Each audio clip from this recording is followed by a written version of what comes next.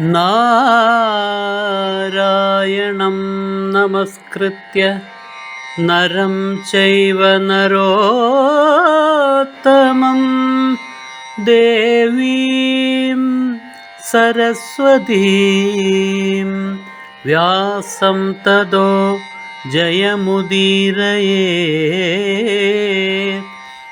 അർത്ഥശാസ്ത്രമിദം പുണ്യം ധർമ്മശാസ്ത്രമിദം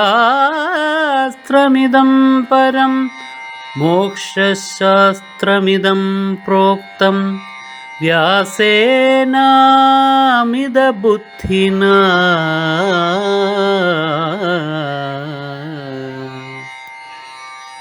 അങ്ങനെ ഇദ്ദേഹം നേരെ അവിടെ ചെന്നപ്പോഴത്തേക്ക് വീടിന്റെ മുമ്പിൽ ഇദ്ദേഹം നിൽപ്പുണ്ട്.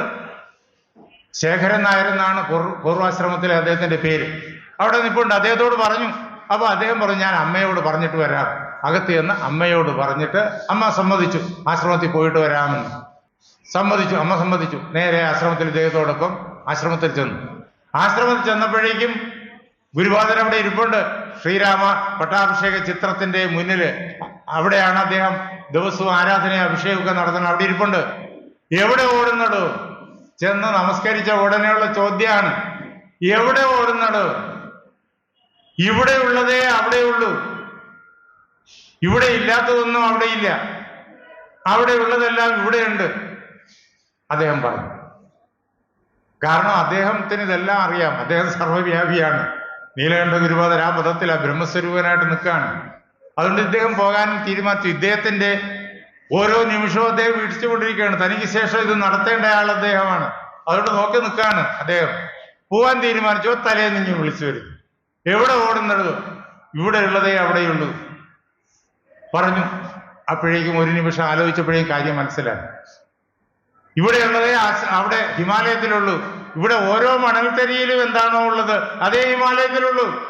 ഇത് രണ്ടല്ല, ഇതെല്ലാം ഒരിടത്താണ് നിൽക്കുന്നേ. എല്ലാം ഭഗവാനിലാണ് നിൽക്കുന്നത്, ഭഗവത് സ്വരൂപമാണ്.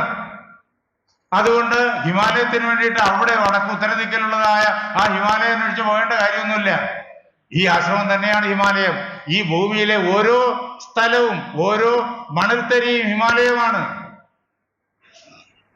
ഇത് അദ്ദേഹം മനസ്സിലാക്കി. ഉടൻ ദണ്ഡ നമസ്കാരം ചെയ്തു. ആശ്രമത്തിൽ നിന്നിട്ട് ആശ്രമത്തിൽ തന്നെ താമസിക്കാമെന്ന് തീരുമാനിക്കുകയും ചെയ്തു. പിന്നെ ആശ്രമത്തിൽ സ്ഥിരതാമസമാക്കുന്നത് അത് കഴിഞ്ഞ് ഏതാനും ദിവസങ്ങൾ കൂടി കഴിഞ്ഞതിന് ശേഷം.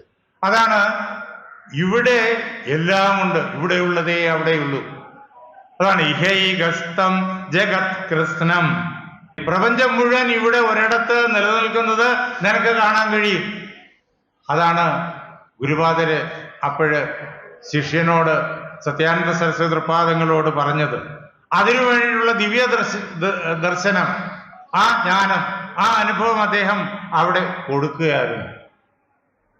ഇത് ഭഗവാൻ അർജുനനോട് പറഞ്ഞ അതേ വാക്യം, ആ വാക്യത്തിന്റെ സ്ഥാനത്ത് വരുന്ന ഒരു അനുഭവമാണത്. ദിവ്യം ദദാമി തേ ചക്ഷുഹു, ഞാൻ നിനക്ക് ദിവ്യമായിരിക്കുന്ന ചക്ഷുസ് തരുന്നു. പശ്യമേ യോഗം ഐശ്വരം, എന്റെ ഐശ്വര്യമായ യോഗത്തെ നീ കണ്ടുകൊള്ളൂ. എന്നിലാണ് ഇതെല്ലാം ഉണ്ടാകുന്നത്, എന്നിലാണ് ഇതെല്ലാം നിലനിൽക്കുന്നത്. എങ്കിലും എനിക്കിതുമായിട്ടൊരു ബന്ധവുമില്ല, ഇതൊന്നുമായിട്ടും എനിക്ക് യാതൊരു ബന്ധവുമില്ല. ഇതെല്ലാം ഉണ്ടായി നിലനിൽക്കുന്നു, അത് പ്രവർത്തിച്ചു കൊണ്ടേയിരിക്കുന്നു. അദ്ദേഹം കേവലം ദ്രഷ്ടാവ് മാത്രം. ഇതൊന്നും തന്നെ അദ്ദേഹത്തെ ബാധിക്കുന്നതേയില്ല. 1998 സ്വാമി തൃപാദങ്ങൾ ഞങ്ങളെ എല്ലാവരെയും മെയ് മാസത്തിലെ രാമനവമി കഴിഞ്ഞതിന് ശേഷം അദ്ദേഹം ഇവിടെ നിന്നിട്ട് അങ്ങ് ഉത്തരഭാരതത്തില് നൈമിഷാരണ്യത്തിൽ കൊണ്ടുപോയി. ആ നൈമിഷാരണ്യത്തിലെ വ്യാസപീഠം, മുമ്പൊരിക്കൽ ഞാനിപ്പോൾ ഇവിടെ പറഞ്ഞിട്ടുണ്ട്. നൈമിഷാരണ്യത്തിലെ വ്യാസപീഠം, നൈമിഷാരണ്യത്തിലെ ബാക്കി വിവരങ്ങളൊന്നും പറയില്ല. ഇവിടെ ഇരിക്കുന്ന പലരും നേരിട്ട് അവിടെ പോയിട്ടുള്ളവരാണ്, കണ്ടിട്ടുള്ളവരാണ്. ആ വ്യാസപീഠത്തിന്റെ മുന്നില് സ്വാമിജി ഇങ്ങനെ ഭഗവാൻ വ്യാസനെ വന്ദിച്ചു നിൽക്കുകയാണ്. തൊട്ട് പിറകെ നിഴലുവരെ ഞാൻ നിൽപ്പുണ്ട്. അപ്പോഴേക്കും സ്വാമിജി അങ്ങനെ നിന്നിട്ട് പുറകോട്ട് തിരിഞ്ഞിട്ട് എൻ്റെ അടുത്ത് പറഞ്ഞു, എടാ, വ്യാസ ഭഗവാൻ മഹാഭാരതം എഴുതിയത് മഹർലോകത്തിലിരുന്നാണ്, അവിടെ ഇരുന്ന എല്ലാം കാണാവടാ. അതുകൊണ്ടാണ് വ്യാസൻ പറയാത്തതായിട്ട് ഒന്നും തന്നെ ഇല്ലാത്തത്. മഹാഭാരതത്തിൽ എല്ലാം അദ്ദേഹം പറഞ്ഞു വെച്ചിട്ടുണ്ട്, പുരാണങ്ങളിലും എല്ലാം അദ്ദേഹം പറഞ്ഞു വെച്ചിട്ടുണ്ട്. അതാണ് ആ ദിവ്യമായ ചക്ഷുസിന്റെ മണ്ഡലം, മഹർലോകം. അതാണ് മഹസിന്റെ ലോകം. ആ ലോകത്തിന് ആ പേരിട്ടിരിക്കുന്നത് കൊണ്ടാണ്. മഹസ്സിന്റെ പ്രകാശത്തിന്റെ ലോകം. ഇത് ഭൂലോകം. ഇവിടെ സത്വവും രജസും തമസും ഒക്കെ ഉണ്ട്. രജസും തമസും ആണ് കൂടുതൽ ബലം ചെലുത്തുന്നത്. അതിന്റെ ആ ബലത്തെ കുടഞ്ഞു കളഞ്ഞിട്ട് സത്വം വർദ്ധിപ്പിച്ചെടുക്കാനുള്ള പരിശ്രമമാണ് നമ്മൾ സാധനയിലൂടെ ചെയ്യുന്നത്. സാത്വിക ഗുണം വർദ്ധിച്ചു വരുന്നതിനനുസരിച്ചിട്ട് ഭൂർലോകം, അതിനപ്പുറം കുറെ കൂടി സാത്വിക ഗുണം വർദ്ധിച്ചിട്ട് വരുമ്പോഴേക്കും അപ്പോഴും രജസും തമസും ഉണ്ട്. സ്വർലോകം. വീണ്ടും സാത്വിക ഗുണം വർദ്ധിച്ചു കഴിഞ്ഞാൽ രജസും തമസും അത്രയ്ക്ക് കുറയും. അതാണ് മഹർലോകം. അപ്പോ ജ്ഞാനപ്രകാശം നിറയും മഹസ്സിന്റെ ലോകം. ഋഷിമാരുടെ സ്ഥാനം അതാണ്. മഹർലോക നിവാസികളാണ് ഋഷിമാരെല്ലാവരും. വ്യാസൻ ഇരുന്നത് മഹർലോകത്തിലാണ്. നമ്മൾ കാണും ഈ ഭൂമിയിൽ കൂടി നടക്കുന്നതായിട്ട്. പക്ഷെ അദ്ദേഹത്തിന്റെ ബോധമണ്ഡലം മഹർലോകത്തിലാണ്. അവിടെ ഇരുന്നാൽ എല്ലാം കാണാം. ദിവ്യമായ ചക്ഷുസ് മഹർലോക സിദ്ധിയാണ്. അവിടെ ഇരുന്നാൽ എല്ലാം കാണാം.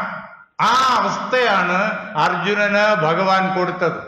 നാമും സാധനകളിലൂടെ നമ്മുടെ മനസ്സിനെ ആ ഒരു ഔന്നത്യത്തിലേക്ക് എത്തിച്ചു കഴിഞ്ഞാൽ ആ ദിവ്യചക്ഷുസ് ഭഗവാൻ തരും. മഹർലോക ദർശനം ഭഗവാൻ തരും. അവിടെ ഇരുന്നാൽ എല്ലാം കാണാം. 14 ലോകങ്ങളും കാണാം. അങ്ങ് സത്യലോകം വരെയും അതിനപ്പുറം മായയും അതിനപ്പുറം ആ പരമാത്മാവിനെയും കാണാം. ആ പരമാത്മാവില് ഈ സത്യലോകം മുതൽ അങ്ങ് താഴോട്ട് പാതാളം വരെയുള്ള സകല ലോകങ്ങളും അവിടെയുള്ള ചരങ്ങളും അചരങ്ങളും എല്ലാം ഉണ്ടായി നിലനിന്ന് പ്രവർത്തിക്കുന്നതും കാണാം. ഇതെല്ലാം ഒന്നായി കാണാം. വിശ്വരൂപം ഒന്നായി കാണാം. ആ മഹർലോകത്തിൽ ഇരുന്നാൽ അവിടെ ഇരുന്നു കൊണ്ടാണ് വ്യാസൻ പറഞ്ഞത് ഈ മഹാഭാരതം എഴുതിയത്. നമ്മുടെ ഇതിഹാസ പുരാണങ്ങളിലെല്ലാം ഈ ലോകങ്ങളുടെ എല്ലാം വർണ്ണനയുണ്ട്. ഭഗവാൻ ശ്രീകൃഷ്ണൻ തന്നെ അർജുനനെയും കൊണ്ട് വൈകുണ്ഠം വരെ പോകുന്ന കഥയെല്ലാം അതിനകത്ത് പറഞ്ഞിട്ടുണ്ട്. അപ്പോ ഈ കഥകളൊക്കെ എങ്ങനെ വരുന്നു? നമുക്ക് അവിശ്വസനീയം തോന്നുന്നു. അവിശ്വസനീയമല്ല. ആ യാത്ര എന്നുള്ളത് നമ്മുടെ ഉള്ളിലേക്കുള്ള യാത്രയാണ്. ഭൂർലോക, സ്വർലോക, മഹർലോക ഭഗവാൻ കൊണ്ടുപോവാണ് അർജുനനെ അഥവാ നമ്മെ ആ ഒരു തലത്തിലേക്ക്. ഈ അനുഭൂതിയുടെ സാക്ഷാത്കാര ശക്തി കൊണ്ട് അങ്ങോട്ട് കൊണ്ടുപോകണം. അവിടേക്ക് ഗുരു കൊണ്ടുപോകുമ്പോ അവിടെ എത്തും. ഈ പുരാണങ്ങളിൽ പറഞ്ഞു വച്ചിരിക്കുന്ന ആ കഥകളുടെ മുഴുവൻ പ്രത്യക്ഷമായിരിക്കുന്ന ദർശനം കിട്ടുന്നത് സ്വാമിജി പറഞ്ഞ ഈ വാക്കിലാണ്. ആ ജ്ഞാനത്തിന്റെ ആ മഹാഗംഗയിൽ അവിടെ ഇരുന്നാൽ എല്ലാം കാണാം. അവിടെ ഇരുന്നാണ് അദ്ദേഹം എഴുതിയത്. അതുകൊണ്ടാണ് അദ്ദേഹം പറയാത്തതായിട്ട് ഒന്നുമില്ലാത്തത്. പുരാണങ്ങളെ കുറിച്ചുള്ളതായ സംശയങ്ങള്, അതിലെ ഈ കഥകളുടെ സംശയങ്ങളൊക്കെ അകലുന്നത് സ്വാമിജിയുടെ ആ വാക്യത്തിലാണ്. അത് അദ്ദേഹം ചക്രതീർത്ഥക്കരയിൽ വെച്ചിട്ട് വിശദീകരിച്ചും തന്നു. അതാണ് ദിവ്യം ദദാമി തേ ചക്ഷുഹു, നിനക്ക് ദിവ്യമായ ചക്ഷുസ് തരുന്നു. നീ അപ്പോൾ എന്റെ ഐശ്വര്യമായ യോഗത്തെ, ഇതെല്ലാം സൃഷ്ടിക്കുകയും നിലനിർത്തുകയും ഇതിനെല്ലാം പ്രവർത്തിപ്പിക്കുകയും ചെയ്യുന്ന ആ ഐശ്വര്യമായ യോഗത്തെ, എന്നാൽ ഇതിലൊന്നിലും പുറളാതെ നിലനിൽക്കുന്ന ആ യോഗത്തെ നീ കണ്ടുകൊള്ളൂ എന്ന് പറഞ്ഞിട്ട് ഭഗവാൻ അർജുനന് ആ രൂപം കാണിച്ചു കൊടുക്കുകയാണ്. സഞ്ജയ ഉവാച. ഇത് മുഴുവൻ ആരാ പറയണേ? ഇത് മുഴുവൻ സഞ്ജയൻ ധൃതരാഷ്ട്രരെ പറഞ്ഞു കേൾപ്പിക്കുന്നതാണല്ലോ. അങ്ങനെ സഞ്ജയൻ പറയാണ്. ഇത് മുഴുവൻ ഭഗവാൻ ഉവാചയും അർജുന ഉവാചയും എല്ലാം സഞ്ജയൻ അവിടെ ധൃതരാഷ്ട്രനെ കേൾപ്പിക്കുന്നതാണ്. അപ്പൊ സഞ്ജയ ഉവാച. ഇനി സഞ്ജയൻ ആ കഥ പറഞ്ഞ് കേൾപ്പിക്കുക. അവിടെ നടന്ന സംഭവം, ആ തേർത്തട്ടിൽ നടന്ന സംഭവം സഞ്ജയൻ കേൾപ്പിക്കുകയാണ്. ദിവ്യചക്ഷുസ് വ്യാസ ഭഗവാൻ. ആരാ വ്യാസൻ? ഭഗവാൻ കൃഷ്ണൻ തന്നെ. കൃഷ്ണൻ 2 രൂപത്തിൽ നിൽക്കുകയാണ്. കൃഷ്ണനായും വ്യാസനായും, ദേവകിയുടെ മകനായും അതേപോലെ സത്യവതിയുടെ മകനായും ഭഗവാൻ 2 രൂപത്തിൽ നിൽക്കുകയാണ്. അപ്പോഴ് ഭഗവാൻ അനന്ത രൂപങ്ങളിൽ നിൽക്കും. അങ്ങനെ സത്യവതി പുത്രനായിട്ട് ഈ സഞ്ജയന് ദിവ്യചക്ഷുസ് കൊടുത്തു. എന്താ? അവിടെ യുദ്ധകളത്തിൽ നടക്കുന്നതെല്ലാം ധൃതരാഷ്ട്രയെ കേൾപ്പിക്കാൻ വേണ്ടിയിട്ട്. ധൃതരാഷ്ട്രക്ക് കാണണമെന്നുണ്ട്, പക്ഷെ കാണാനുള്ള ധൈര്യം പോരാ. അതുകൊണ്ടാണ് ധൃതരാഷ്ട്രക്ക് കണ്ണു കൊടുക്കാമെന്ന് പറഞ്ഞപ്പോഴേക്കും വേണ്ട, സഞ്ജയന് കൊടുത്താൽ മതി എന്ന് പറഞ്ഞത്. സഞ്ജയൻ അവിടെ ഇരുന്നു കൊണ്ട് ഇതെല്ലാം കണ്ടിട്ട് അങ്ങനെ ധൃതരാഷ്ട്രയെ കേൾപ്പിക്കുകയാണ്. വ്യാസനത് കൊടുക്കാനുള്ള കാരണം എന്താണെന്നറിയോ? കുറച്ചെങ്കിലും കണ്ടു കഴിയുമ്പോ ആ ധൃതരാഷ്ട്രക്ക് വിവേകം ഉദിച്ചെങ്കിൽ, ഭീഷ്മൻ വിചാരിച്ചാൽ കൃഷ്ണനെ തോപ്പിക്കാനാവില്ല എന്ന് 3-ാം ദിവസം നേരിട്ട് കണ്ടു. അത് കണ്ടിട്ടെങ്കിലും ധൃതരാഷ്ട്രന് വിവേകം ഉദിച്ചെങ്കിൽ, യുദ്ധത്തിന്റെ 9-ാം ദിവസവും കണ്ടു.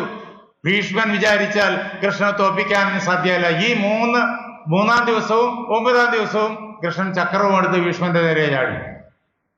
ആ കഥയെല്ലാം നമുക്കറിയാം. അപ്പൊ ഇത് കണ്ടിട്ടെങ്കിലും ധൃതരാഷ്ട്രന് വിവേകം ഉണ്ടായെങ്കിൽ ഉണ്ടായില്ല. അങ്ങനെ ഇതെല്ലാം സംഭവങ്ങൾ മുഴുവൻ ധൃതരാഷ്ട്രനെ സഞ്ജയൻ കേൾപ്പിക്കുകയാണ്. സഞ്ജയവാച, ആ തീർത്ഥത്തിൽ നടക്കുന്ന കാര്യം സഞ്ജയൻ പറഞ്ഞു കേൾപ്പിക്കുകയാണ്. ഇത് അർജുനൻ മാത്രമേ കാണുന്നുള്ളൂ. കൃഷ്ണനും അർജുനനും തമ്മിലുള്ള ഈ സംഭാഷണം അർജുനൻ മാത്രമേ കേൾക്കുന്നുള്ളൂ. കൃഷ്ണനും അർജുനനും മാത്രമേ അറിയാവൂ. അവിടെ ആ പടക്കളത്തിൽ 18 അക്ഷൗഹിണികളുണ്ട്. ആ അക്ഷൗഹിണികളൊന്നും അറിയുന്നില്ല. ഒരുപക്ഷെ ഭീഷ്മൻ മനസ്സിലാക്കിയിട്ടുണ്ടാകാം, കൃഷ്ണൻ അനുവദിച്ചിട്ടുണ്ടെങ്കിൽ. ഭീഷ്മൻ ആ തലത്തിലുള്ളയാളാണ്. വേറെ ആർക്കും അത് അദ്ദേഹം മനസ്സിലാക്കി എന്ന് ഇതിനകത്ത് മഹാഭാരതത്തിലെങ്ങും പറഞ്ഞിട്ടില്ല. അതുകൊണ്ട് നമുക്കതിനെക്കുറിച്ച് ഉറപ്പായിട്ടൊന്നും പറയാൻ പറ്റൂല. ബാക്കി ആരും അറിഞ്ഞിട്ടില്ല. 18 അക്ഷൗഹിണികളിൽ ഇതൊന്നും അറിയണില്ല, ഈ നടക്കുന്ന സംഭവങ്ങളൊന്നും. ഏവ മുക്ത്വാ തതോ രാജൻ, അല്ലയോ രാജാവേ, മഹാരാജാവായ ധൃതരാഷ്ട്രനെ അഭിസംബോധന ചെയ്യാണ്. ഇങ്ങനെ കൃഷ്ണൻ പറഞ്ഞിട്ട്, അല്ലയോ മഹാരാജാവേ, ഇങ്ങനെ ഏവമുക്ത്വ, ഇപ്രകാരം പറഞ്ഞിട്ട് ഭഗവാൻ കൃഷ്ണൻ എങ്ങനെ, ആരാണ്? മഹായോഗേശ്വരോ ഹരി, മഹായോഗേശ്വരനായിരിക്കുന്ന ഹരി. യോഗേശ്വരനാണല്ലോ അദ്ദേഹം. അതെല്ലാം നേരത്തെയുള്ള അധ്യായങ്ങളിൽ കൂടി നമ്മൾ നേരിട്ട് കണ്ടതല്ലേ. മഹായോഗേശ്വരൻ, അങ്ങനെയുള്ളതായ ഹരി പരമാത്മാവായി നിൽക്കുകയാണ്. അദ്ദേഹം എക്കാലവും പരമാത്മാവ് തന്നെയാണ്. ദേവകിയുടെ മകനായിട്ട് അവതരിച്ചു എന്നുള്ളത് മായയാൽ അദ്ദേഹം നമുക്ക് തോന്നിച്ചു തന്നിരിക്കുകയാണ്. അദ്ദേഹം അഖണ്ഡമായി എപ്പോഴും എല്ലായിടവും നിറഞ്ഞു നിൽക്കുന്നു. അതാണ് മഹായോഗേശ്വരൻ. ആ മഹായോഗേശ്വരനായിരിക്കുന്ന ഹരി ദർശയാമാസ പാർത്ഥായ പരമം രൂപമൈശ്വരം